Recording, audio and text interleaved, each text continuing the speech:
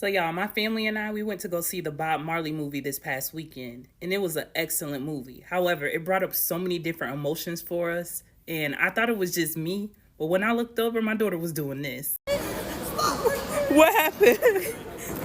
Why are you? Bob Marley movie was sad. I'm never going to see it again. And we're definitely some Bob Marley fans, but the reason we were crying and so emotional is because we remember the true story of how he really actually died. And although it's alleged, and if you look it up, it's going to say they have fact checkers that checked it and debunked it. Anytime I see fact checkers, I already know what's up.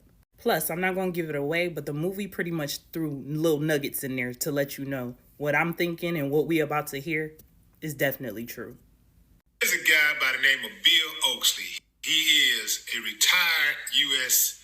CIA officer who was admitted into the Mercy Hospital in Maine and told that he had 2 weeks to live. Upon hearing this news, he decided to confess to the murder of Bob Marley, reggae superstar, musical icon Bob Marley. Listen, I don't know if dude is telling the truth or not, but there are certainly a number of people who is interested in this information, because there are people who actually went to their grave believing that America had a role in Bob Marley's death. Did This guy claimed to have committed 17 assassinations for the U.S. government between 1974 and 1985. Oxley, who worked for the CIA for 29 years as an operative with top-level security clearances, claimed he was often used as a hitman for the organization to assassinate individuals who could represent a threat to the goals of the agency. Trained as a sniper and marksman, Oxley also has significant experience with more unconventional methods of inflicting harm upon others, like poisons, explosives, induced heart attacks, and cancer. The 79-year-old operative claims he committed the assassinations between March 1974 and August 1985 at a time when he says the CIA was a law unto itself. He says he was part of an operative cell of 3 members which carried out political assassinations across the country and occasionally in foreign countries. Most of their victims were political activists, journalists, and union leaders, but he also confesses to assassinating a few scientists, medical researchers, artists, and musicians whose ideas and influence represented a threat to the interest of the United States. He claims he had no problem with going through with the assassination of Bob Marley because I was a patriot. I believed in the CIA, and I didn't question the motive of the agency. I've always understood that sometimes sacrifices have to be made for the greater good. Bob Marley in 1976 was a very serious threat to the global status quo and to the hidden power brokers implementing their plan for a new world order. As far as the agency was concerned, Bob Marley was too successful, too famous, too influential, a Jamaican Rasta man who started using his funds and fame to support causes around the world that were in direct conflict with the CIA. To be honest, he signed his own death warrant. It's not like we didn't warn him. We sent a few guys to shoot up his house in Kingston. He's referring to the shooting that took place at Bob Marley's house that left him injured in the chest and the arm. He said, "We had a message for him. We impressed upon him the gravity of the situation he found himself in. He didn't listen. 2 days later in the mountains, I stuck him with the pen." Then he goes on to explain how Bob actually assassinated, how it played out.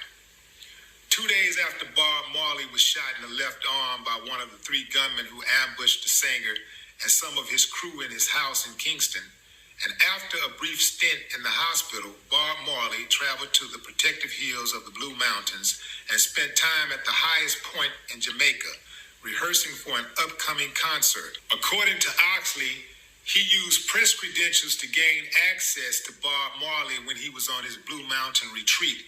He introduced himself as a famous photographer for the New York Times. and he presented Bob Marley with a gift. I gave him a pair of Converse All-Stars, size 10. When he tried on the right shoe, he screamed out, "Ouch." That was it. His life was over right then and there. The nail in the shoe was tainted with cancer viruses and bacteria. If it pierced the skin, which it did, it was good night, nurse. There had been a series of high-profile assassinations of counterculture figures in the United States in the late 60s, early 70s. By the time Bob Marley's time came around, we thought subtlety was the order of the day. No more bullets and splattered brains. Oxley claims that he kept in close contact with Bob Marley during the later years of his life, ensuring that the medical advice that he received from the doctors in Paris, London, and the United States would hasten his demise rather than cure him. He died from cancer in May 1981. He was just 36 years old. Do y'all hear this shit? Sacrifice had to be made for the greater good. The greater good of who? But this is where we live. This is the world that we live in. They'd rather get rid of people who are trying to spread unity and love than to get rid of the people who's been here keeping up the fucking agendas, the patriarchal agendas that's over. Let me be very clear. But yeah, this is what they do. This is who we have leading us. Are you serious? And they did this to this man, the man that thinks like this? Have you made a lot of money out of your music? Money. I mean, how much is a lot of money to you? Yeah, that's a good question. Have you made, say, millions of dollars? No. Are you a rich man? When you mean rich, what you mean? You have a lot of possessions, a lot of money in the bank? Position make you rich? I don't have that type of richness. My richness is life, forever. Energy never dies, y'all. So let's keep this legacy going. Let's keep his message alive. One love. One love. That's it. Because you see what we up against. Nothing but pure evil. Love, appreciation, and gratitude for watching.